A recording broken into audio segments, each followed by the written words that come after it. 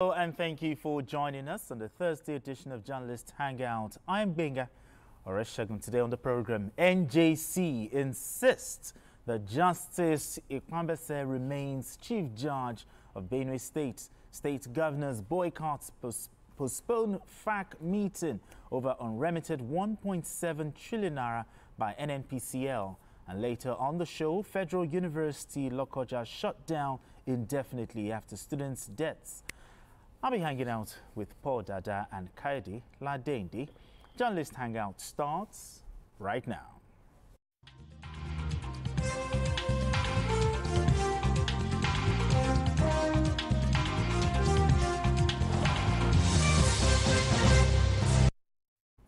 Now let's begin the conversation. The principle of separation of power predisposes that each of the arms of government will be independent to manage its own affairs.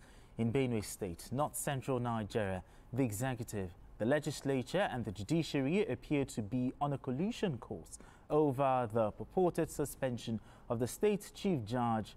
But the National Judicial Council NJC has waded in by saying that the chief judge of the state, Justice Maurice Ikpambese, will remain in office until an investigation into the petition against him is carried out.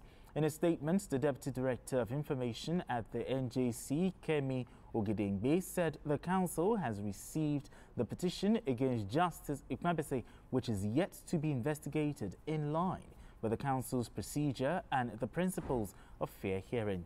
Earlier in the week, the State House of Assembly recommended the suspension of Justice Ikpambese over alleged abuse of office and gross misconduct, following a letter from Governor Hyacinth Alia was read during plenary by Majority Leader Sata Tese. According to the letter, there are 5 allegations against the Chief Judge, which include abuse of office by issuing a directive to overturn the state electoral law passed by the Assembly and assented to by the Governor, misappropriation and mismanagement of the budgetary allocation and finances of the state judiciary, engagement with politicians and political office holders, unfavorable judicial outcomes, and indirect participation and incitement of industrial actions against the state executive. Now let's share this story by TVC News' Mayowa Okwato with you. Benue State's House of Assembly commenced with the Speaker Ondona Dajo presiding. 25th of March 2025, say aye. Those against, say nay. The ayes have it. Majority Leader of the House, Sate Tise, reads on the floor of the House a petition written against the Chief Judge of Benue State. The abuse of office by issuing a directive to overturn the Benue State electoral law duly passed by the Benue State House of Assembly and assented to by the Governor of Benue State. Engagement with politicians and political office holders for favorable judicial outcomes, undue favoritism and their insistence on cronies holding unmerited judicial positions. The Speaker Ondona Dajo asked the clerk to divide the House when 2 interests for and against Justice Ikpambese were presented before him. 23 members of the House of Assembly out of 31 members voted for his removal from office. The next person in line should be sworn in immediately. Thank you. This didn't come without an opposition who questioned the process of the removal of the Chief Judge. Section 292 have stated it very clear, and the steps are this. 1, there must be a petition to the National Judicial Council of Nigeria or to the Benue State House of Assembly. That has agreed. His Excellency sent a petition to the Assembly. That is perfect. The National Judiciary or the State House of Assembly have to conduct a preliminary hearing concerning that. There is an electoral law that was passed by the State House of Assembly and assented to by the Governor. Here is a man who went, even without any form of repeat to that law, any amendment to that law, and just moved a section out of that law and interpreted and gave it a waiver. That means he is trying to favor those who are in the tribunal in trying to get justice for whatever they want to do. Justice Maurice Ikpambese was sworn in by the former governor, Samuel Otom, as the Chief Judge of Benue State on the 2nd of March 2023. Mayowa Okwato, TVC News, Makadi.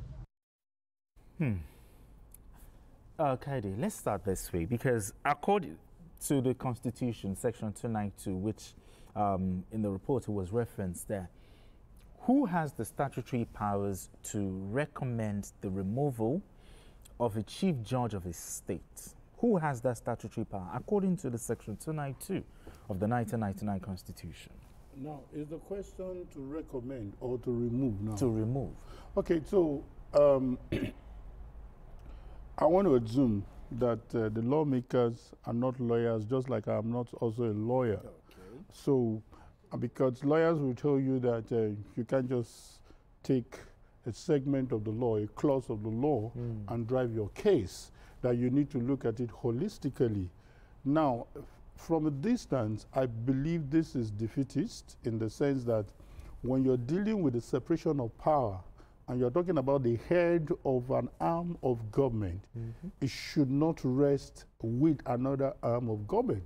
For me, that is logical, that is commonsensical. Exactly. And I think that's what NBA in Benue State and the NJC, which we have understood over time, even at the Federal High Court, even at different levels, it is NJC that goes ahead, you know, to remove these justices or judges, as it were. So I do not think whatever they've done, it shows that it is political vendetta. It shows that they were up for some kind of whatever. They have issues with the man, and therefore we must deal with you. So if that is the case, trust me, we are in big trouble. You understand what I'm saying? It means that when the executive is not happy with the judiciary, they can order for their removal, because that's what played out in the case of the announcement of the removal, which happened on the floor of the House of Assembly. But there were allegations. So when there were allegations... Are you saying that the allegations don't count? That is what NJC has said, that they acknowledge receipt of those reasons given for his removal. So they must wait for NJC, and that's what NJC has said. Wait for us to do our investigation, wait for us to come up with the outcome of our investigation, and we will determine whether we should remove this chief judge or allow him to stay, whether the allegations are tenable. So for me, I think I will go with the NJC. I will go with the position of the NBA rather than the lawmakers, or some of the lawmakers. Some of the lawmakers. Some other lawmakers do not agree. Now Paul, the weighty allegations. The allegations include the abuse of office, financial misappropriation, you know, also. But really, let's look at what the action of the State House of Assembly lawmakers.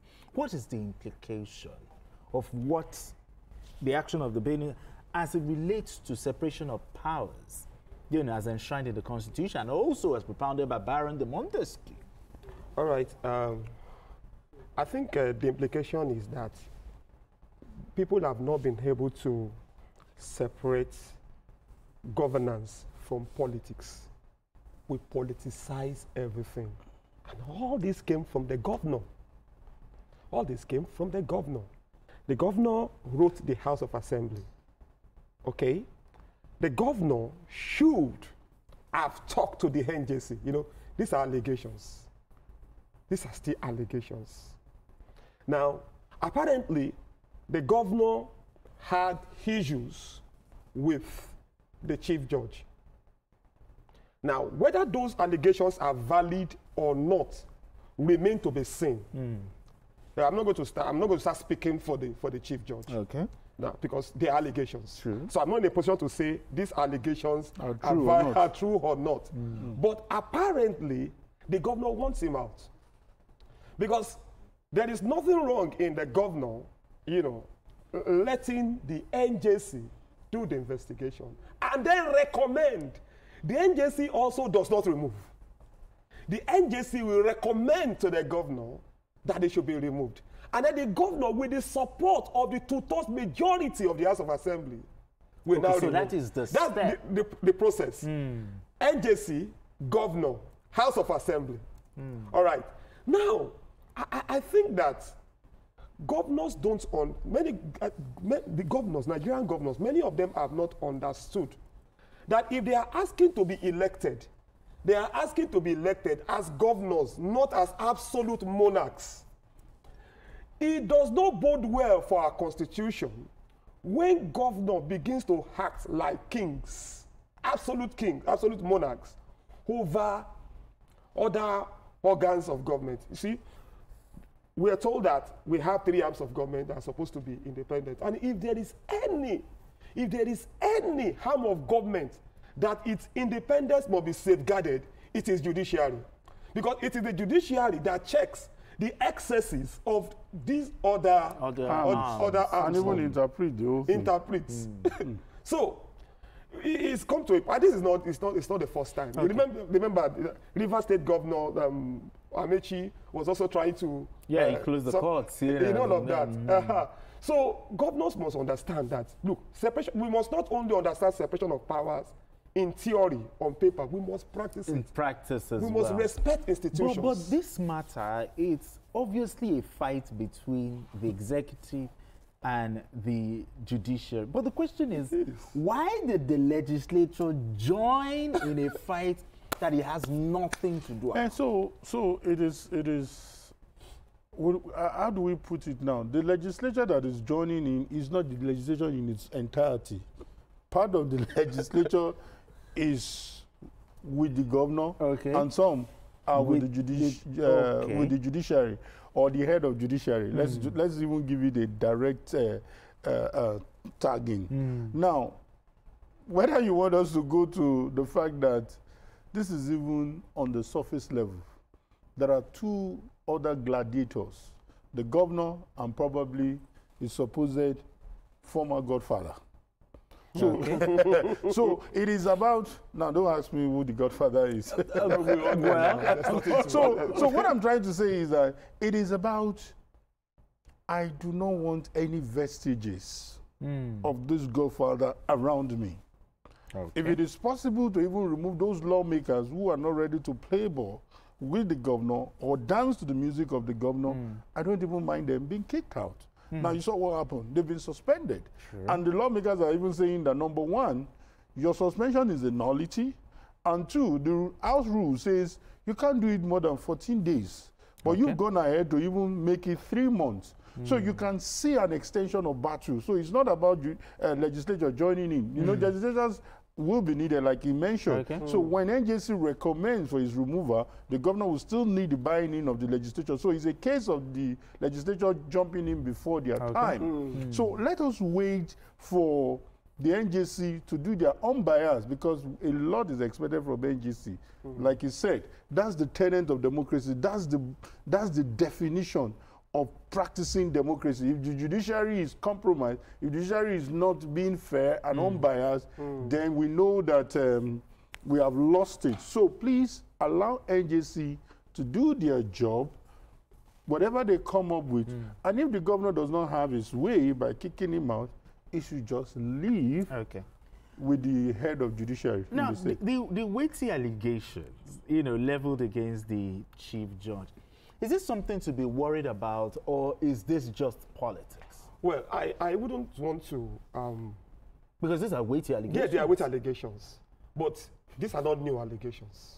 What do you mean they are not new? When I say, no, hold on. When I say they are not new, it is not the first time that a judicial officer will be so accused. Will be alleged of doing what? Things like that, something as weighty as this. Yeah, even the CJN has been indicted, removed, and the court reinstated him. I'm talking about the man from River State. So that's true. We've had, and truly there are, we've had cases. We're not going to say that everybody on the bench is actually pure. It's actually a Puritan. That there are cases of corrupt judges. Established corruption. But in the case of this man, I'm not the NJC. I'm not the one to say that the man is guilty. I don't have the evidence. I cannot say that the man has done anything wrong or done anything right. I'm not in that position. But it is very obvious that politics is playing here. But in this case, do you think the chief judge was given a fair hearing?